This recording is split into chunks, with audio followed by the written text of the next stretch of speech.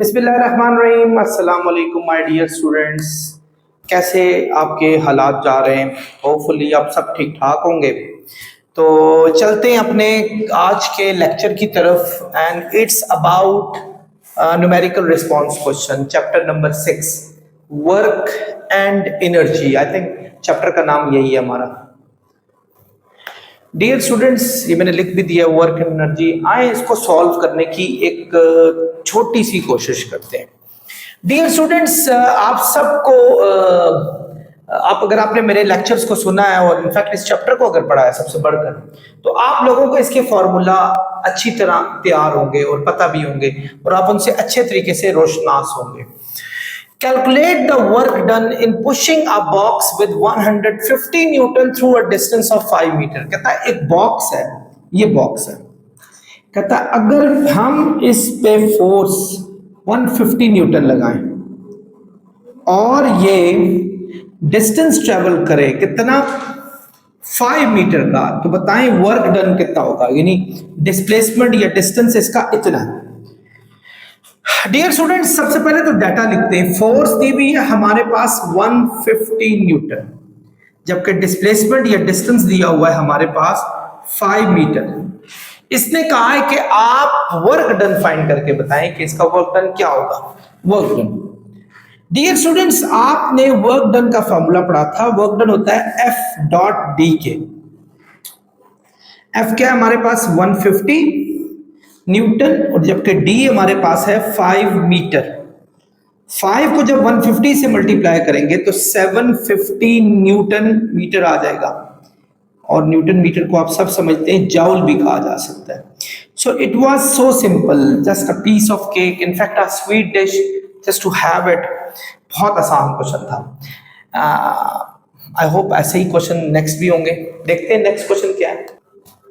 Dear students, question number 2 की तरफ move करते हैं। अ बॉय वेइंग 75 न्यूटन, एक लड़का है वो 75 न्यूटन उसका जो है वो वेट है। अगर न्यूटन हो स्टूडेंट्स तो ये वेट है, अगर केजी हो तो मैस है।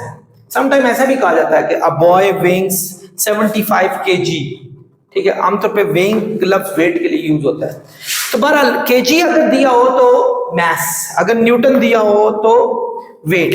ये देखें स्टूडेंट्स, ये है जी वो बच्चा, ये वो बच्चा है और ये इसका मैस जो है वो हमारे पास 75 न्यूटन है, यानी इसका वेट 75 न्यूटन है। चलो थोड़े बाल छाल बना लेते हैं इसके, थोड़ा हीरो कर देते हैं इसको।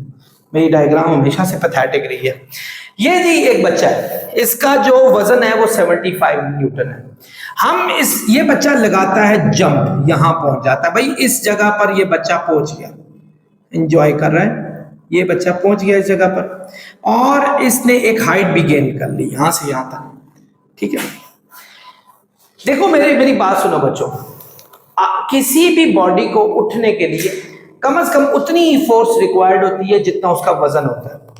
ये मार्कर है ना, मैं इस पर उतनी ही फोर्स लगा सकता हूं ऊपर ले जाने के लिए जितना इसका वजन है, अगर मैं इसमें एक्सेलरेशन प्रोड्यूस ना करूं तो। एक्सेलरेशन प्रोड्यूस का मतलब यह है कि मैं अगर इसको यूं फोर्स से पुश कर दूं सो इसकी स्पीड में चेंजेस आ जाएंगी। मतलब एक ही स्पीड से मैं अगर इसको लेके जा रहा हूं, I am not changing the speed at all, so I need to have this force. मेरे पास इतनी फोर्स होनी चाहिए। तो बहरहाल ये वेट दिया हुआ है, वेट जो कि इक्वल होता है mg के। आप लोगों ने चैप्टर 3 में पढ़ा था ये डायनामिक्स में। तो ये 75 न्यूटन है। अच्छा, and gain 300 joule gravitational potential energy. Gravitational potential energy को पीई से ही जाहिर करते हैं। कहता है ये तकरीबन 300 जाउल एनर्जी गेन करता है, ये एनर्जी है इसके अंदर, इतनी एनर्जी। तो बताएं find height to which the boy will rise. आप हाइट बताएं ये कितनी हाइट ऊपर गेन कर लेगा, ये आपने बताना है। डियर स्टूडेंट्स, पोटेंशियल एनर्जी का फॉर्मूला होता है, आप सब ने पढ़ा हुआ है। पोटेंशियल एनर्जी मैंने पढ़ के इसकी डेरिवेशन भी प्रूव कराई हुई है अपने लेक्चर में, वो इक्वल होती है mgh के, ठीक है। अब पोटेंशियल एनर्जी हमारे पास दी हुई है 300, इस जगह पर हम लगा लेंगे 300 जाउल, लगा दिया। और mg पूरे की जगह पर 70, यानी वेट है ना, वेट एक्चुअली इस जगह पे wh भी लिख सकते हैं, तो पूरा mg 75 है, तो पूरा mg 75 हो गया, जबकि हाइट मेरी यहाँ 75 स्टूडेंट्स यहाँ मल्टीप्लाई हो रहा है। जब आप इसको यहां जाके शिफ्ट करेंगे तो ये यहां जाके हो जाएगा डिवाइड, तो हाइट आ जाएगी हमारे पास 4 मीटर, यूनिट होती है इसकी मीटर, ये याद रखिएगा, ये 75 न्यूटन है। तो आई होप स्टूडेंट्स आप समझ गए होंगे, कोई इतना मुश्किल नहीं है। मेरी एक बड़ी होनहार स्टूडेंट पीछे बैठी हैं, वो पूछ रही हैं सर ये कैसे मीटर आ गया, जबकि ये जाउल था, ये न्यूटन था। मैंने कहा कोई बात नहीं, ये जाउल है, ये न्यूटन है, तो ये एक्चुअली जो हाइट है ये 4 जाउल पर न्यूटन आ गई है, ऐसा ही है ना। तो जाउल जो है, जाउल जाउल कहते होते हैं न्यूटन मीटर को, क्योंकि वर्क की यूनिट होती है, वर्क होता है W is equal to F D, F होता है हमारे पास न्यूटन, ये मीटर, हम इसको न्यूटन मीटर कह सकते हैं, इसको ये न्यूटन है, ये मीटर है, नीचे न्यूटन दिया हुआ है, न्यूटन न्यूटन से कटा तो मीटर आ गया। तो स्टूडेंट्स इस तरह यूनिट्स वर्क करती है। लेकिन एक बात मैं आपको बताऊं, आप इन कामों में ना बैठ जाइएगा, आपने हर एक की यूनिट आपको पता होनी चाहिए कि हाइट की कितनी है, पोटेंशियल एनर्जी कितनी, काइनेटिक की कितनी, सबकी पता होनी चाहिए। डियर स्टूडेंट्स, क्वेश्चन नंबर 3 है, अ 5 kg स्टील बॉल, कहता है कि एक 5 kg का ये स्टील बॉल है स्टूडेंट्स, ये स्टील बॉल है, 5 kg का मैस है, 5 kg, ठीक है।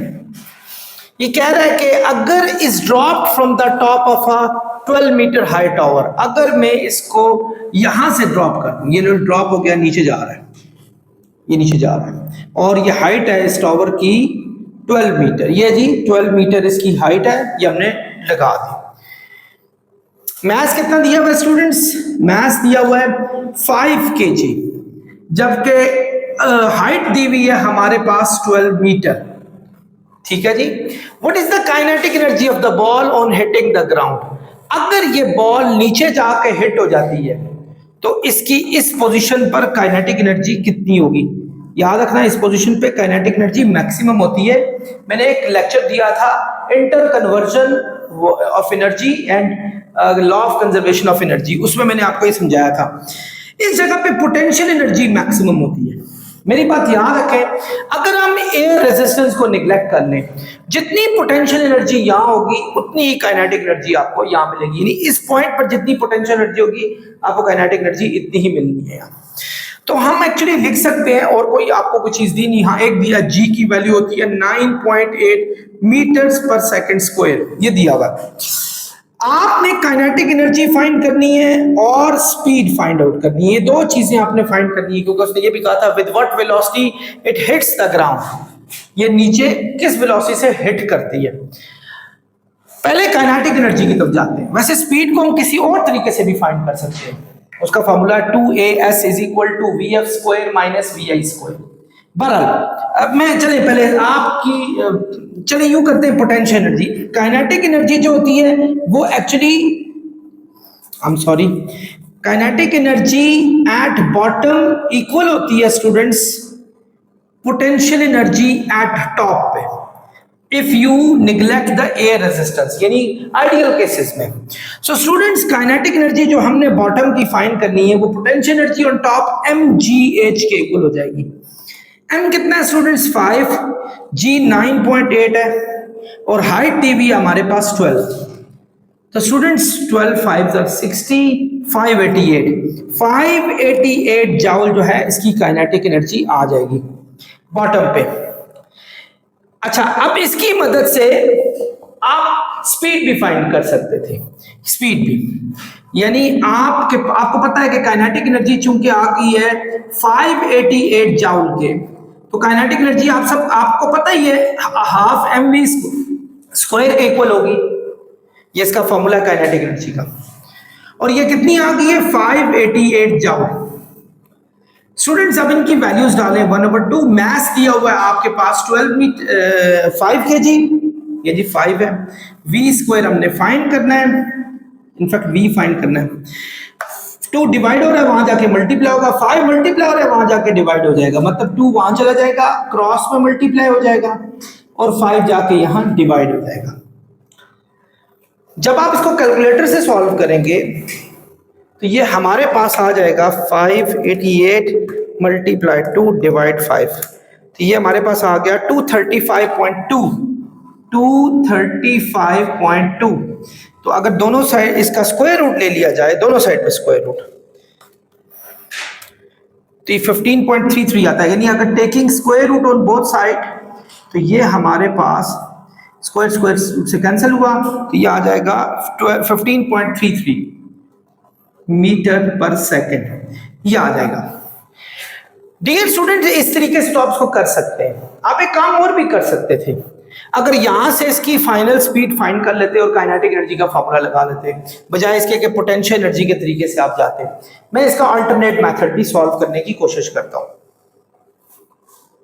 स्टूडेंट्स, अल्टरनेट मेथड में पहले आप यूं करते हैं, देखें जब वो कोई भी चीज ड्रॉप की जाती है उस पोजीशन पे वी आई जो होती है हमारे पास वो 0 मीटर पर सेकंड होती है, जबकि वी एफ वो वेलोसिटी होगी जिस वेलोसिटी से वो आपके बॉटम पे हिट करेगा, यानी वी।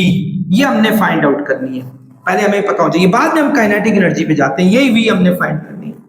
तो स्टूडेंट्स देखें, आपने एक फॉर्मूला पढ़ा हुआ है कि 2as is equal to V F square minus V I square के इक्वल होगा, जिसमें एक्सेलरेशन जी है और एस जो है वो डिस्टेंस ये दिया हुआ हाइट, ये is equal to V F का नाम हमने वी रखा हुआ है, वी स्क्वायर माइनस ये 0 है जब ऊपर से हिट करेगा।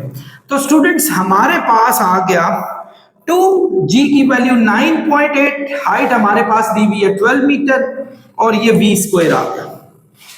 दोनों साइडों पे स्क्वायर रूट लगाएं स्टूडेंट्स, तो v की वैल्यू आ जाएगी 12 टू 24 मल्टीप्लाई 9.8 235, हम सॉरी उसका स्क्वायर रूट भी ले लें, यह आ जाएगा 15.33 मीटर पर सेकंड। ये आ गई आपके पास स्पीड। पहले आप स्पीड फाइंड करें जो हमने पहले बाद में फाइंड की थी। उसके बाद आप जाएं काइनेटिक एनर्जी पे। काइनेटिक एनर्जी होती है हमारे पास हाफ एम वी स्क्वायर के। हाफ एम हमारे पास क्या है, मैस 5 kg दिया हुआ है, वी हमारे पास 15.33 का स्क्वायर दिया हुआ है। तो आप ये लगाएं, आपका आंसर आ जाएगा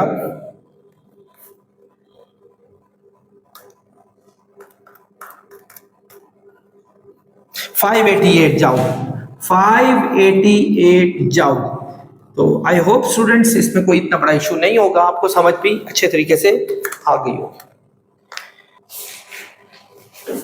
A 2 kg rock is dropped from 20 meter tall building। एक 20 मीटर की स्टूडेंट्स बिल्डिंग है, ये देखें ये 20 मीटर की बिल्डिंग है, ये 20 मीटर की बिल्डिंग है, ये 20 मीटर, यानी यहां से यहां तक 20 मीटर बिल्डिंग है, ये इसकी हाइट है। इसने कहा है यहां से आपने रॉक ड्रॉप की, ये रही जी, ये आपने रॉक जो है ड्रॉप कर दी, ये आ रही है रॉक, आ रही है, बड़े मजे से आ रही है। और कहता है what is kinetic energy and gravitational potential energy when the rock has fallen to 15 metre.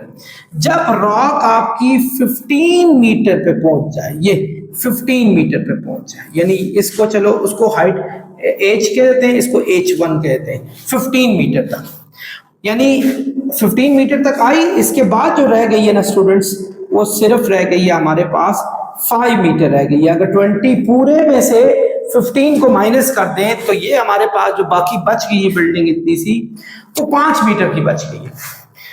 तो इसने कहा है आप इसकी काइनेटिक एनर्जी और ग्रेविटेशनल पोटेंशियल एनर्जी बताएं। डियर स्टूडेंट्स, वैसे है ये सिंपल तरीके से सॉल्व होता है। आमतौर पे जब यहां से रॉक ड्रॉप करेंगे ना, यहां से, तो इसकी यहां से यहां तक की जो पोटेंशियल एनर्जी होगी, यहां तक की, वो एक्चुअली जितनी यहां पोटेंशियल एनर्जी इस पॉइंट के लिए होगी ना, इतनी यहां काइनेटिक एनर्जी होगी। लेकिन मैं आपको इस तरीके से नहीं चल रहा हूं, मैं इसका एक अच्छा सा मेथड सॉल्व करके आपको उसी तरीके से समझाने की कोशिश करता हूं। डियर स्टूडेंट्स, जब ये यहां से ड्रॉप किया था तो इसकी वी आई थी 0, आई एम श्योर आपको पता चल गया होगा मीटर पर सेकंड। लेकिन जब वो इस पॉइंट पे वी आई 0 थी, इस पॉइंट पे वी एफ है जिसका नाम वी रख लेते हैं, इस पॉइंट पे वी एफ थी जी निचले पॉइंट पे, जब 15 मीटर उसने ट्रेवल किया था तो उसकी थी वी, हमें नहीं पता, तो ये हम फाइंड कर लेते हैं, ज्यादा बेहतर रहेगा, वरना हम वैल्यूज को ढूंढ ही नहीं सकेंगे। टोटल हाइट जो दी हुई है वो 15 मीटर दी है, ये ले जी हाइट 15 मीटर दी, ये वाली, ये हाइट 1 कर दें, ठीक है।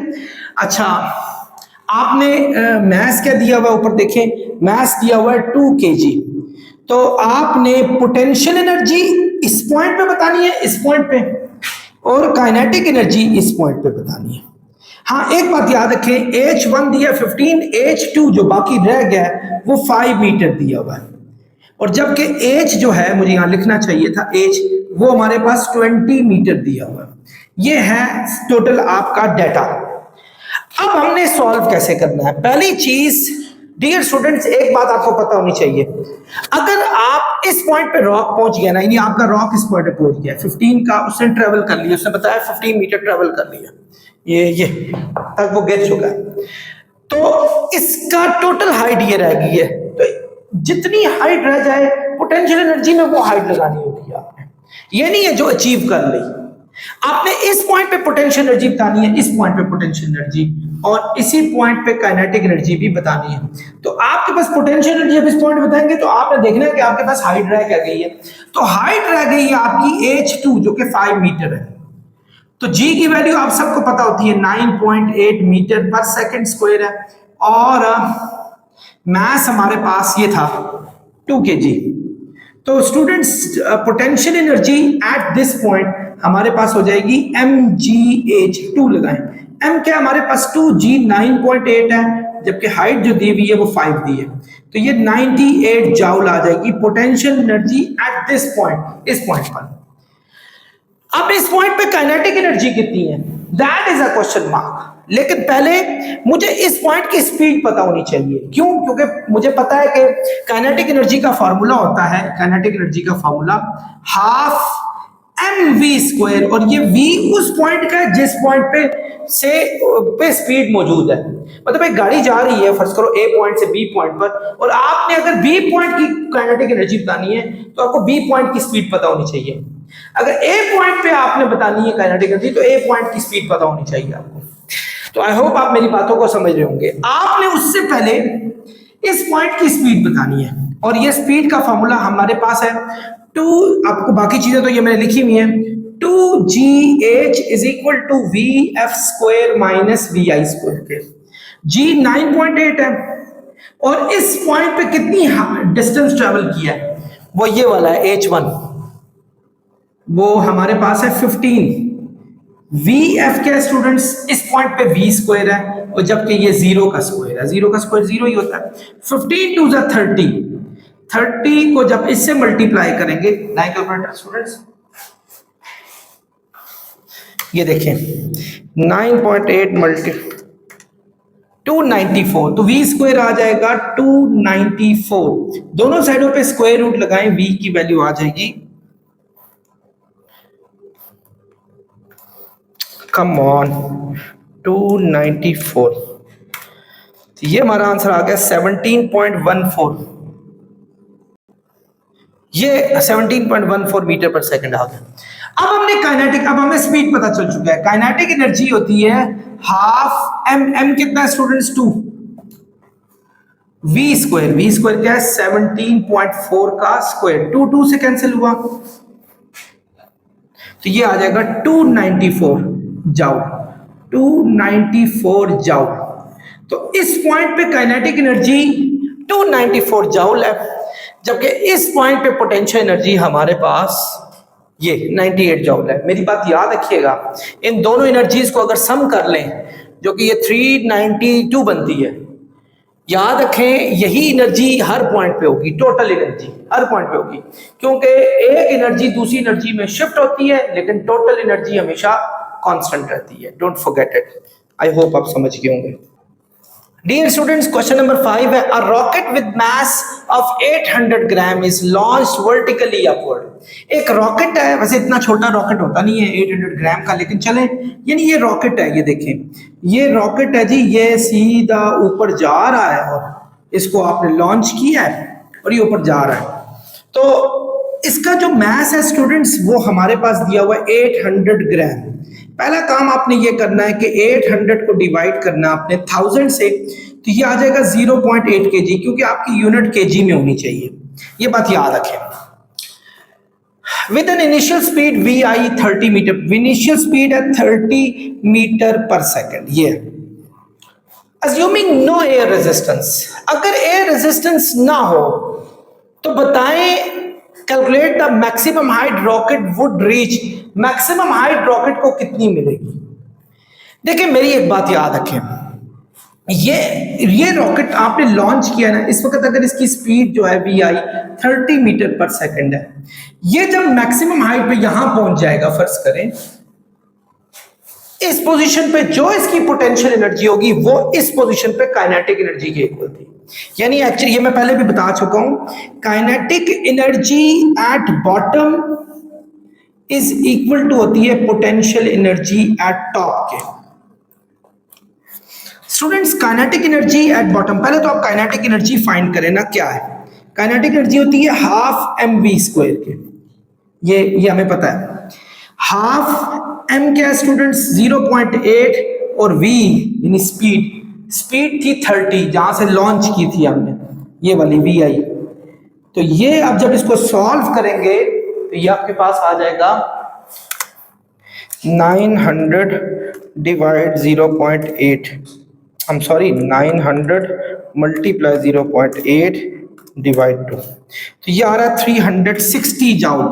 यानी जब आपने इसको लॉन्च किया तो काइनेटिक एनर्जी जो थी 360 जाउल थी।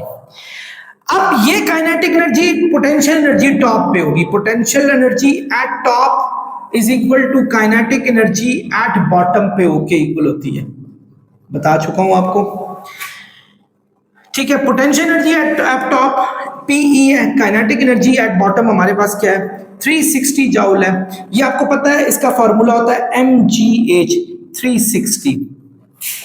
स्टूडेंट्स हमने हाइट फाइंड करनी है, ये देखें हाइट,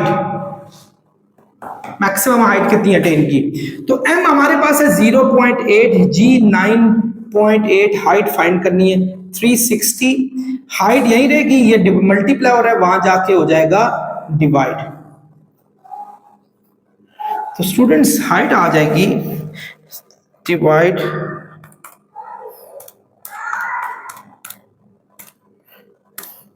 45.91 मीटर, ये हमारे पास हाइट आ गई। ये तो हमारा ए पार्ट आ गया। अब चलते हैं अपने बी पार्ट की तरफ। बी पार्ट क्या कहा है स्टूडेंट्स, ये देखें, कहता है कि if due to air friction, अगर एयर फ्रिक्शन ना हो, हो, the rocket only rises to 25 metre, rocket सिर्फ हमारे पास 225 मीटर चला। If due to air friction the rocket only rises to 25, मुझे पता नहीं क्यों लग रहा है कि ये क्वेश्चन में थोड़ी सी खराबी है। एक्चुअली देखें, ये मैक्सिमम 45 तक जा रहा है, इससे ऊपर नहीं जा सकता। मतलब ये मैक्सिमम है जब आपके पास एयर रेजिस्टेंस ना हो, नो एयर रेजिस्टेंस, यानी इजीली यहां तक जा रहा है। जब एयर रेजिस्टेंस हो तो ये तो इससे भी नीचे रहेगा, इससे भी ऊपर जा ही नहीं सकता ये, यानी इतनी ऊंची हाइट नहीं हो सकती। मेरा पर्सनल ख्याल है this shouldn't be 225, this should be 25 instead, ये 25 होना चाहिए। चेक करते हैं 25 से क्या आंसर आता है। अगर वही आता है तो फिर हम 25 ही को लॉक लगाएंगे। बहरहाल आई एम नॉट श्योर, हो लगता है, हो सकता है गलत हो।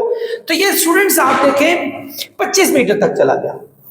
यानी मेरी एक स्टूडेंट पीछे बता रही है, सर आपने गलत लिखा था, भाई एक्चुअली 25 ही, तो मैं माजरत खाऊं स्टूडेंट्स, ये 25 ही है। चले, तो ये 25 तक ही जा सका हमारे पास। अब आप देखें, हमने ये फाइंड करना है determine the work done against air resistance. एक फॉर्मूला याद रखें, जब आपके पास आइडियल कंडीशन ना होना तो हमारे पास काइनेटिक एनर्जी, ये यहां मैं लिख रहा हूं, kinetic energy plus work done is equal to potential energy होता है। ये बात याद रखिएगा। यानी इसका मतलब ये हुआ कि एक्चुअली हमारे पास अगर हमें फुली वो ना मिल रहा हो, क्या कहते हैं, एयर रेजिस्टेंस ना मिल रही हो, तो फिर काइनेटिक और plus work done is equal to potential energy होता है।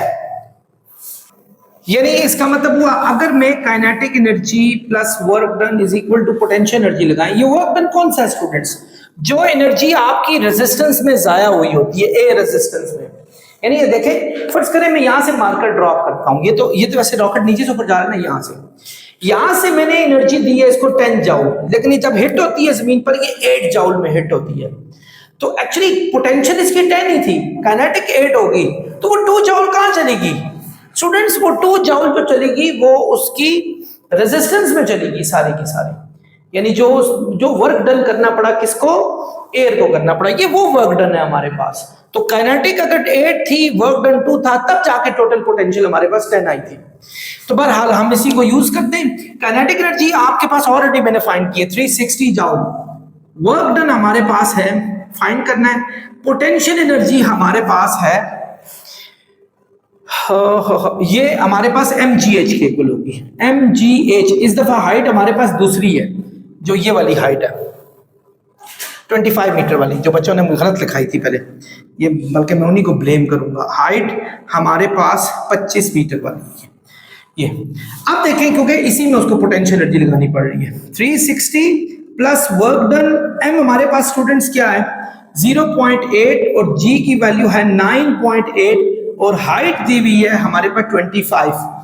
ठीक है, 360 यहां प्लस हो रहा है, वहां जाके इससे माइनस होना है। इन तीनों को आप मल्टीप्लाई कर लें।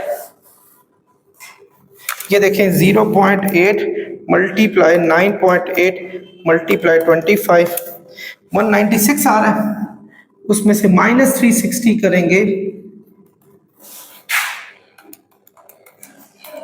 Minus 164 joule. ये रेजिस्टेंस सामना करना पड़ेगा टोटल किसको? एयर को, रॉकेट को एयर से। डियर स्टूडेंट्स, क्वेश्चन नंबर 6 है। इस बार मैंने मेक श्योर किया, खुद देखकर क्वेश्चन लिखा है। 2 horsepower electric motor gives energy to a system. एक 2 हॉर्स पावर इलेक्ट्रिक मोटर जो है, हॉर्स पावर यूनिट होती है स्टूडेंट्स पावर की। 2 हॉर्स पावर, याद रखें 1 हॉर्स पावर जो है ना, 1 हॉर्स पावर 746 वॉट के इक्वल होता है, ये याद रखिएगा। अच्छा, आगे कहा इसने that lifts a load of 100 kg, जो कि 100 kg का लोड उठाते हैं। हाइट दी हुई है 10 मीटर, हाइट दी हुई है स्टूडेंट्स 10 मीटर इन 1.5 सेकेंड्स, टाइम दिया हुआ है 1.5 सेकेंड्स। कैलकुलेट इनपुट बतानी है। इनपुट वो वर्क डन होता है जो मोटर करती है। अगर मोटर ने काम किया तो जरूरी नहीं है जितना मोटर काम करे उतना काम हो भी जाए, बहुत सारी एनर्जी जाया भी हो जाती है सिस्टम में। दुनिया की कोई भी इंजन जो है वो परफेक्ट नहीं होता, बहुत सारी एनर्जी उसमें जाया भी होती है, तो मोटर भी इनफैक्ट परफेक्ट नहीं है। तो ये इनपुट है, ये भी एक्चुअली एनर्जी है, यानी वर्क डन है ये भी। इसी तरह आउटपुट उसने पूछा है, आउटपुट होता है जो work done load lifted by system, यानी जो वर्क डन सिस्टम ने किया, यानी एक्चुअली जो अप्लाई हुआ वो लेता है। और जैसे फर्ज करें मैं अगर एक गाड़ी में 200 रुपए का पेट्रोल डालता हूं, लेकिन पेट्रोल उसमें जो चलता है वो सिर्फ 100 रुपए का चलता है, तो 100 रुपए का पेट्रोल जाया हो गया। तो एक्चुअली जो इनपुट थी वो तो 200 थी, चूंकि ये जाउल में नहीं है, इस रुपीज में मैंने बताया, आमतौर पे जाउल में ही आपने करना है। तो लेकिन जो जवाब में आउटपुट हुआ वो भी 100 है, वो 100 है। तो इसका मतलब 50% एनर्जी जाया हो गई है कहीं ना कहीं, वो धुएं में जाया हो गई, इवन इंजन के आपस में टकराने में, हीट में, साउंड में, बहुत सारी जगहों पे जाया होगी। इसी तरह यहां भी हुआ है कि एक मोटर ने एक्चुअली जो इनपुट दिया है वो ये है, आउटपुट जो काम सिस्टम ने किया, और आखिर में बताना है ये वर्क 1 कर दो, इसको 2 कर दो, और आखिर में जो है वो एफिशिएंसी। ठीक है, एफिशिएंसी आप लोगों ने बतानी है। चलते हैं अब इस सॉल्यूशन पे। स्टूडेंट्स पावर का एक फार्मूला है, लेकिन पहले पावर 2 हॉर्स पावर है, ये इसकी यूनिट नहीं है एक्चुअली, एसआई यूनिट नहीं है। इसको 746 वॉट से मल्टीप्लाई करें ताकि हमारे पास ये हॉर्स पावर की वैल्यू जो आए वो वॉट में आए, तो वो आ जाएगी 1492 वॉट। आई थिंक यही आ रही है, यस यही आ रही है, यही आ रही है स्टूडेंट्स। अच्छा जी, अब पावर हमारे पास होती है स्टूडेंट्स W/T के, ये एक्चुअल पावर है उसकी मोटर की, यानी मोटर ने जो एनर्जी लगानी है उस एनर्जी की जो पावर है ना वो एक्चुअली 1492 है। यानी हम पावर को इसको 1 कर दें 1492, जबकि वर्क डन कितना कर रही है ये हमने फाइंड करना है। वर्क डन 1, ये इनपुट है, ये उसकी इनिशियल पावर है जो वो दे रही है, और टाइम कितना है जी 1.5 सेकंड है उसके पास। 1.5 स्टूडेंट्स यहाँ डिवाइड हो रहा है, जबकि यहाँ ले जाओगे तो ये जाकर मल्टीप्लाई हो जाएगा, तो वर्क हमारा आ जाएगा जाउल में। स्टूडेंट्स कैलकुलेटर लाइन, ये देखें 1492 मल्टीप्लाई 1.5, तो ये स्टूडेंट्स 2238। चेक करें स्टूडेंट्स, आंसर सही है, ये जाउल में आंसर आ गया। ये इनपुट था हमारे पास। अब आते हैं स्टूडेंट्स आउटपुट पर। आउटपुट एक्चुअली जो एनर्जी एक्चुअल थी, एक्चुअल एनर्जी, यानी एक्चुअल एनर्जी जो हमारे पास हुई उसको हम एनर्जी कहते हैं, वो होती है mgh के इक्वल, पोटेंशियल एनर्जी। यानी एक्चुअली मोटर ने पानी को ऊपर लेके जाना है ना, तो उसने हाइट ट्रेवल करनी है और उस पर वर्क डन करना है, तो एक्चुअली इसको mgh भी कहा जाता है। वरना आप ये भी काम W=FD कर लें, वो भी है FD, F वेट होता है, उसको mg भी कहा जा सकता है, तो mgh सीधा सीधा लगा सकते हैं, तो इसको हम W2 का नाम देते हैं। m क्या हमारे पास, मास कितना है, मास है 100 kg, g 9.8 है, और हाइट दी हुई है, कितने हाइट पर लेके जा रहे हैं 10, तो वर्क टू स्टूडेंट्स हो जाएगा 98, ये जाउल उसने काम किया एक्चुअली, यानी इतने में से सिर्फ इतना काम उसने किया। अब हमने एफिशिएंसी बतानी है, यानी उसने कितनी एनर्जी जाया की तो कितना उसका एक्चुअल रिजल्ट रहा। एफिशिएंसी होती है output over input multiply by 100 के। एक चीज स्टूडेंट्स देख रहा हूं, मेरे स्टूडेंट्स ने भी यहाँ मुझे दिखाई है, अगेन एक इशू हो गया। ये देखें, ये 100 kg है, ये हो नहीं सकता, क्योंकि देखें अप्लाई एनर्जी इतनी की है और मिल ज्यादा रही है, इसका मतलब है ये 100 नहीं होगी, ये 10 होगी। इसको 10 कर दें, तब ही आपका आंसर जो है ना वो बिल्कुल ठीक आ रहा है, तो जस्ट टेक इट 10, तो 980 जाउल आंसर आ जाएगा इसका। तो ये इसका राइट आंसर हमारे पास आ गया। अब हम क्या करेंगे स्टूडेंट्स, आउटपुट, इसको कहेंगे आउटपुट, इसको आउटपुट कहते हैं। ये हमारे पास स्टूडेंट्स इनपुट है, ये ठीक है। हाँ जी, दुनिया का याद रखें स्टूडेंट्स, एक बड़े मशहूर साइंटिस्ट हुआ करते थे, उनका नाम था लॉर्ड केल्विन। उन्होंने कहा दुनिया का कोई भी साइंटिस्ट, दुनिया का कोई भी ऐसी हमारे पास इंजन नहीं आज तक, या कोई ऐसी मशीन नहीं आई जो आपको पूरी की पूरी 100% एनर्जी दे दे, कोई ना कोई हिस्सा जाया हो जाता है। W2 में आई हमारे पास 980 और W1 हमारे पास आ जाए 2238, और वैसे भी ये उसके भी खिलाफ है, law of conservation of energy के भी खिलाफ बात आती है।